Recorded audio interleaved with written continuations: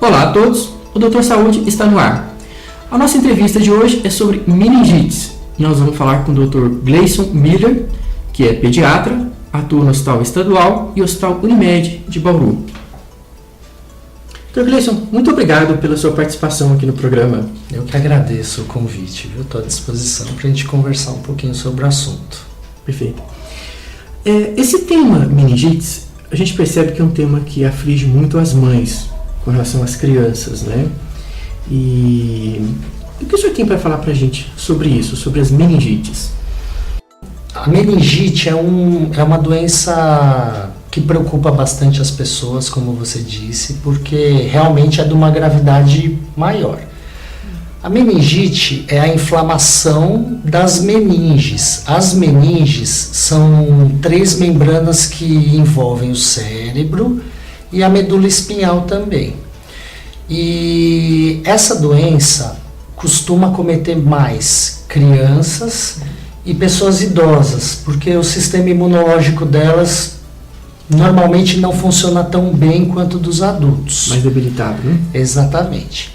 E pela proximidade das meninges com o cérebro, com a medula, com o sistema nervoso central, é que as consequências da doença são mais graves.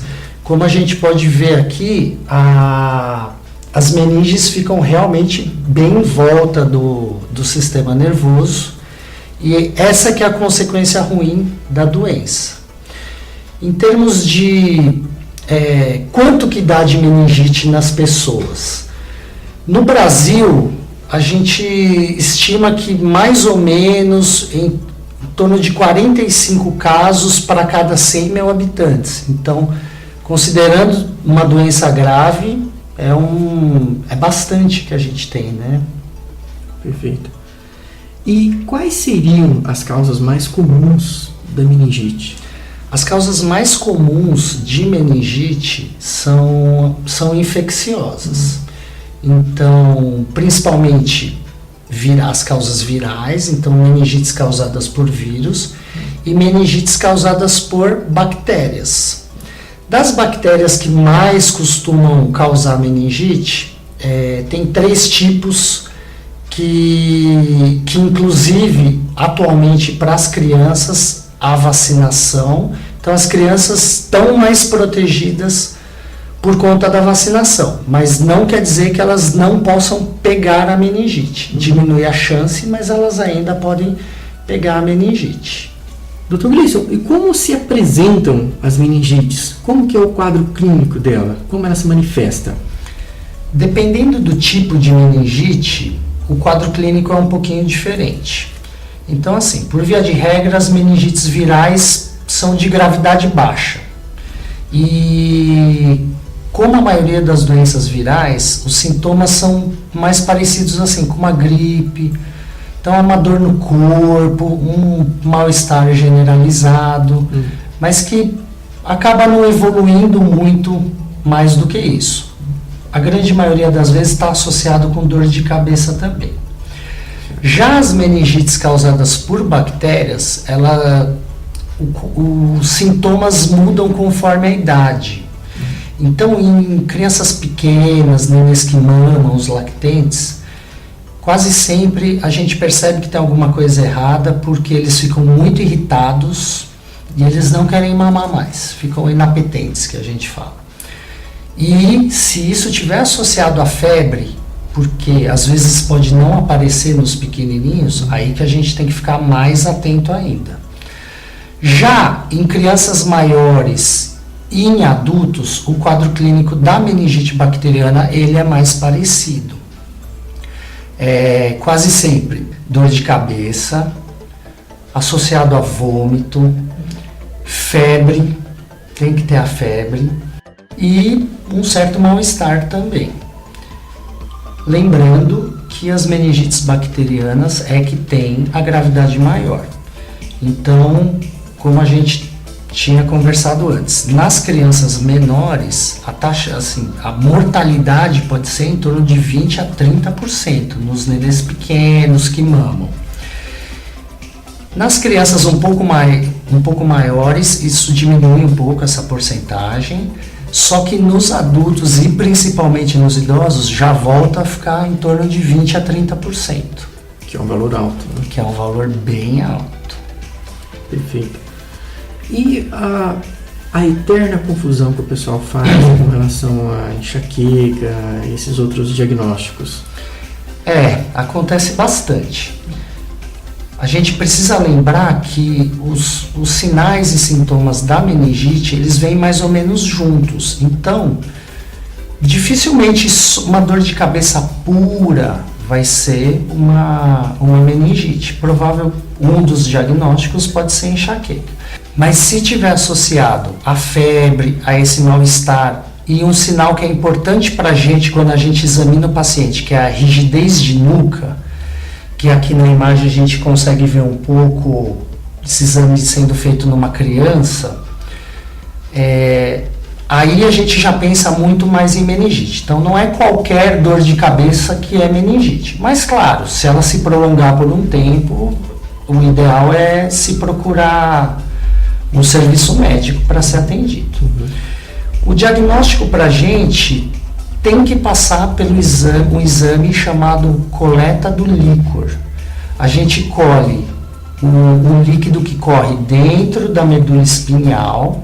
Então a gente introduz uma agulha nas costas e com a análise desse líquido é que a gente consegue ter a certeza se é meningite ou não e se a meningite é bacteriana ou é viral, porque isso é importante em termos de gravidade, como a gente falou, e para o tratamento também. Esse exame é um pouquinho dolorido. A gente pode ver aqui na imagem também como que ele é feito. Então, introduzindo a agulha nas costas da pessoa, uma imagem de adulto, mas o exame da criança é o mesmo. E a partir daí é que a gente fecha o diagnóstico e aí a gente define qual vai ser o tratamento. Meningite é o tema do Doutor Saúde de hoje, com a participação do Dr. Gleison Miller. Bom, e com relação ao tratamento das meningites, o que o senhor tem para falar para a gente? O tratamento das meningites depende do tipo de meningite. Então, caso a meningite seja viral, o tratamento é mais tranquilo, porque na verdade a gente usa mais sintomático, medica a febre, porque o próprio organismo é que vai ter que combater esse vírus. E por incrível que pareça, a meningite viral, ela não necessariamente precisa de internação, dá até para ficar em casa. Muitas vezes a gente acaba internando a criança porque o que vem junto com a meningite viral, que é principalmente esse mal-estar e essa diminuição da alimentação, da ingesta de líquidos, pode deixar a criança debilitada, desidratada, e a gente acaba internando para ficar de olho nisso e para reidratar a criança, deixá-la se sentindo melhor. Já quando as meningites são bacterianas, o tratamento obrigatoriamente tem que ser com internação hospitalar e a gente tem que fazer o uso de antibiótico. Esse tratamento tem que se iniciar o mais rápido possível, considerando de novo a gravidade da doença. E esse antibiótico ele tem que ser feito no hospital por quê? Primeiro porque ele tem que ser feito pela veia, para ele ter uma ação mais rápida e matar a bactéria mais rapidamente, então. E a segunda coisa, a gente tem que ficar de olho e acompanhando o paciente para saber se essa meningite não vai trazer complicações. Então esse paciente tem que estar perto, a gente tem que estar em cima dele. Monitorizando, né? Monitorizando, qualquer coisa que aconteça, a gente precisa levar ele para UTI eventualmente e ficar de olho nas complicações que podem inclusive levar à morte. Na verdade, a gente, enquanto médico, a gente sempre presencia esses casos de meningite e a gente também se assusta com, às vezes, a evolução rápida da gravidade. Bom, com relação a alguma dica, algum comentário que o senhor queira fazer para a população? Nesse momento, o mais importante da gente falar é sobre prevenção. Então, tem algumas medidas simples que as pessoas podem e devem tomar, que vão defender os seus filhos, inclusive eles mesmos, de pegar uma doença grave. Em primeiro lugar, qualquer mãe que esteja com um nenê pequeno, de colo, principalmente menor de 4 meses, não é recomendável que ela fique saindo de casa com o nenê. O nenê ainda tem um sistema imunológico fraquinho e ele ainda não recebeu as vacinas que deveria. Então, a chance desse nenê pegar alguma doença ruim, inclusive meningite, principalmente se frequentar lugares como supermercado, shopping ou casas que tem muitas pessoas, a chance disso acontecer é muito grande. Ambientes públicos, né? Exatamente. E é importante que também jamais viaje de ônibus ou de avião com um nenê pequeno. A segunda coisa é manter as vacinas em dia. Lembrando que as 3 principais bactérias que causam a meningite, elas estão cobertas pelo calendário vacinal público. Então a gente não precisa nem gastar dinheiro para fazer isso. Basta levar seu filho no posto e manter a carteirinha dele em dia. Como eu disse anteriormente, não é certeza que não vai pegar a doença, mas a chance diminui drasticamente. Então, vamos sempre manter a vacinação em dia. E para os adultos, prestar atenção principalmente na época do frio, tentar evitar lugares muito aglomerados. No frio é mais fácil da gente pegar essas doenças que são transmitidas pela respiração ou por perdigoto, que a gente fala, né? Gotinhas de saliva. Então, tentar evitar lugares fechados e aglomerações, principalmente no inverno, que é quando isso mais acontece. E claro, qualquer suspeita de meningite ou não está se sentindo bem, procure o serviço médico para ser atendido. Dr. Gleison, muito obrigado pela sua participação.